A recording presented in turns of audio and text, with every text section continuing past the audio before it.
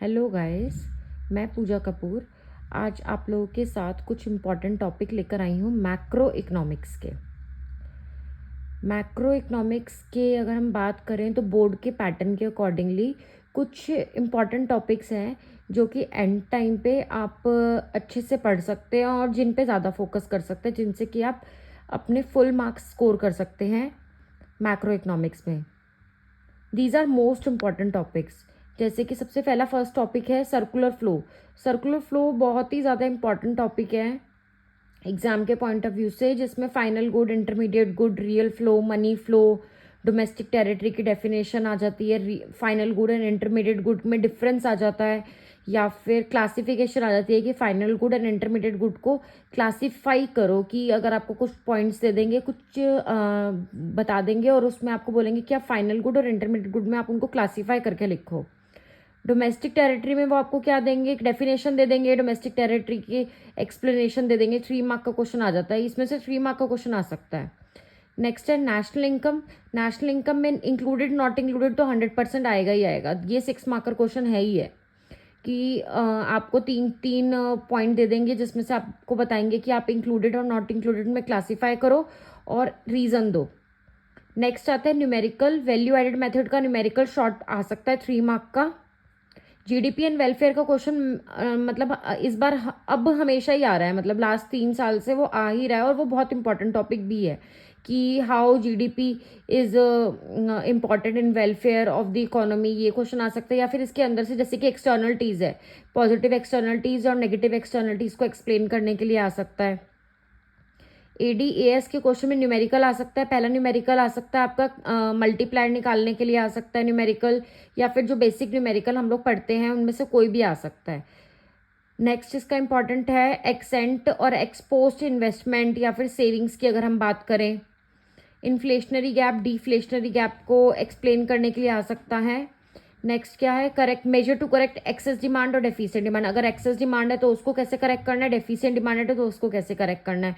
और इसमें ना वो भी आ सकता है एक आई सेविंग्स और इन्वेस्टमेंट कर्व के अकॉर्डिंगली, कि अगर if saving is greater than investment है, या फिर investment is greater than saving है, या फिर AD is greater than AS है, या AS is greater than AD है, तो उसको हम लोग किस तरीके से करेक्ट कर सकते हैं। ये क्वेश्चन भी इस चैप्टर का बहुत इंपॉर्टेंट है। 3 मार्कर में भी आ सकता है, 6 मार्कर में भी आ सकता है। मनी एंड बैंकिंग की अगर हम बात करते हैं तो मनी एंड बैंकिंग में सप्लाई ऑफ मनी पे क्वेश्चन आ सकता है, या फिर M1 को एक्सप्लेन करने के लिए आ सकता है। Credit creation bye commercial bank is very very very important. With numerical example आता है, जिसमें आपको एक न्यूमेरिकल एग्जाम्पल से एक्सप्लेन करना होता है कि how banks create credit.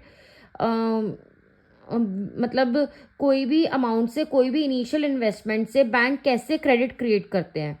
Control of money supply, अगर हमारी इकोनॉमी में मनी सप्लाई ज़्यादा या मनी सप्लाई कम है तो उसको कैसे कंट्रोल किया जा सकता है, ये भी एक इम्पॉर्टेंट टॉपिक है। Government budget, objective of government budget is very important. या फिर अब ऐसा डायरेक्टली क्वेश्चन भी आ सकता है कि objective of government budget explain करो, या फिर कोई भी एक गवर्नमेंट बजट का ऑब्जेक्टिव उठा लेंगे और उसको दे देंगे कि वो कैसे, मतलब उसका इनडायरेक्ट वे में क्वेश्चन बना देंगे, वैल्यू बेस्ड क्वेश्चन बना देंगे, और फिर आपसे पूछेंगे कि आप उसको किस तरीके से आप पहचानो कि वो कौन सा ऑब्जेक्टिव है गवर्नमेंट बजट का, और उसको एक्सप्लेन करो।